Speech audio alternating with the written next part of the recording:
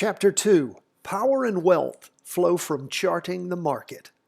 People entertain themselves in a myriad of ways: sports, hobbies, television, movies, drinking, exercise, etc.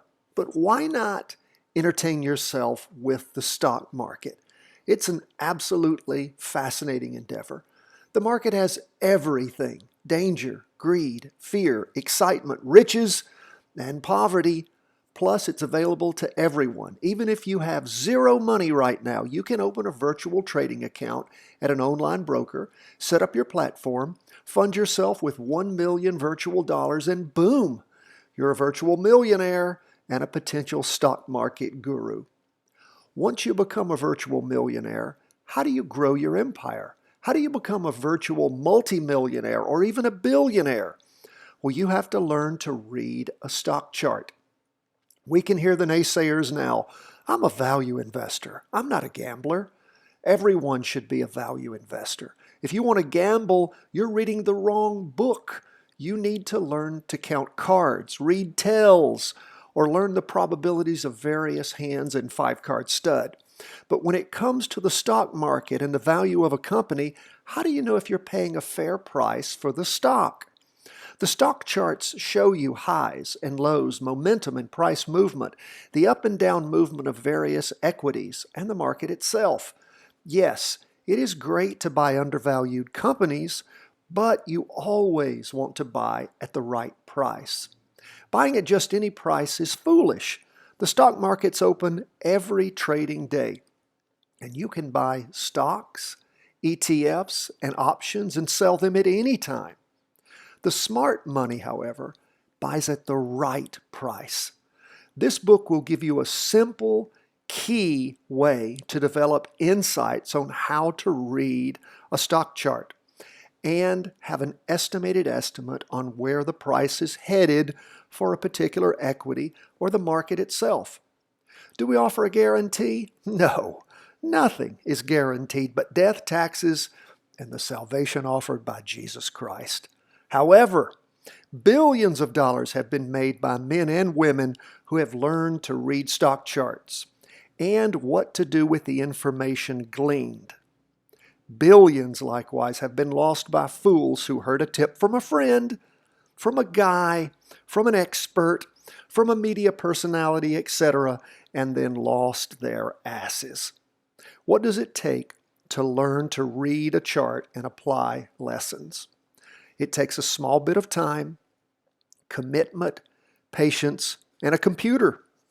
In today's world, any person on the planet with an internet connection and a computer or a smartphone can learn to become a killer investor and/or trader. But before we go any further, let's define the difference between an investor and a trader. An investor is someone looking to earn money on savings and spend it later. A trader is someone who has shorter-term goals and is willing to take a greater risk for faster and higher returns than an investor. The rules for reading stock charts are the same for both investors and traders. Stock charts are nothing more than a collection of symbols, which we call indicators, graphically depicting mathematical formulas of price movement. By looking at the indicators on the charts, we see how stocks have behaved in the past. We use this information like a roadmap to forecast as accurately as possible how price movement will react in the future.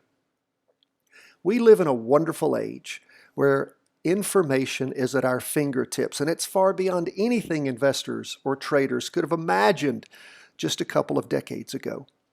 To have any chance to make money in the past, you had to be on Wall Street and be an insider. Why?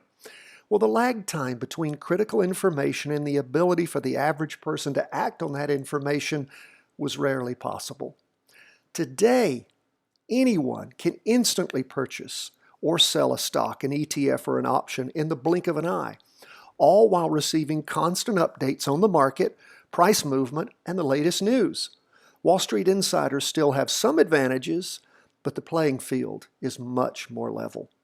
Now, the difficulty is sorting through all the information. Many times, too much information is available. Analysis paralysis can be the problem. So much technical information is thrown at any investor or trader that one can become overwhelmed. There are dozens of indicators available to analyze the trade, purchase, or sell of any equity. Add to this situation the various theories about investing, many of which are contrary to each other, as well as conflicting financial news from every source of media: television, radio, print, and the internet. The result of all this data is information overload. In the past, investors had to guess what was going on in the marketplace. Now they're forced to drink from a high-pressure fire hose of information. With our charting method, we apply Occam's Razor whenever possible to solve the problem of information overload. William of Occam was a Franciscan friar and a logistician in the 14th century. He developed a simple principle upon Aristotle's belief that nature operates in the shortest way possible. Occam believed things should not be any more complicated than necessary. This rule of simplicity has been applied to philosophy, science, mathematics, engineering, and a host of other disciplines. Einstein added his own twist to Occam's Razor. This great physicist is often quoted as saying, "Everything should be as simple as possible, but not simpler." We will allow Einstein to set the limit of simplicity for us. The key to investing wisely by use of charting techniques is to develop a methodology that is effective and as simple as possible, but not simpler. The charting techniques presented to you in the following chapters, along with the types of charts, time frames, simple indicators, candlesticks, and rules for applying the techniques, have all been honed to the simplest and most effective techniques available. Are our techniques perfect? No. By virtue of the fact that we're relying on the past in order to predict the future in a dynamic, ever-changing universe of the stock market, we can't hope to make correct choices every single time. We're simply attempting to markedly improve our chances of making an accurate investment decision by determining one of three outcomes when we purchase any stock or ETF. The three outcome possibilities are as follows. Will the price go up? Will it go down? Or will it go sideways in the future? Some analysts define the decision as a binary one, up or down. Due to our recognition of the time value of money and the limited money and time we have to monitor investments and trades, we recognize that a sideways slide in price is another possibility. Therefore, we wish to focus on actual movement and attempt to make accurate predictions. Due to the energetic nature of the market and the daily evolution of this environment, we're always willing to adjust our rules, whether it be time frames analyzed or even the indicators we use. In other words, we use our techniques until they do not work or we find better techniques. The bottom line is that we invest and or trade for only one reason: to make money. We can never forget this fact. When we make mistakes, we must commit ourselves to analyzing our actions and determining, one, did we make a mistake?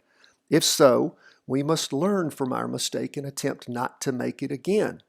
If we did not make a mistake, two, did our charting techniques fail us? If this is the case, we must correct our techniques. If our techniques did not fail us and we made no mistake in applying them, then we ask, three, did something unexpected or strange occur or take place that trumped our best efforts? Such phenomena take place all the time, and despite our best efforts, they can spoil an otherwise brilliant trade. You should understand, no matter what you do, the system we create will never, ever be perfect. We can't fabricate a crystal ball. We can, however, build an accurate as possible roadmap. If we continue with this analogy, we must understand that things change over time. Bridges fail, new roads are built, detours are installed, and sometimes the whole highway system collapses, or it's bypassed and left to rot.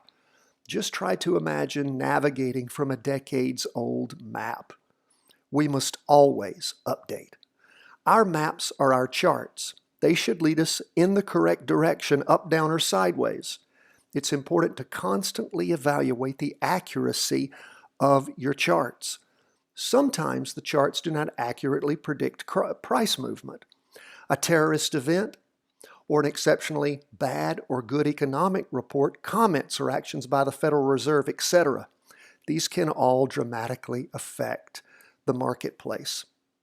When the market does something strange or unexpected, your job is to roll with it. It might mean closing a losing position, not entering an expected purchase, or getting out of a position earlier than you planned without the return you had anticipated.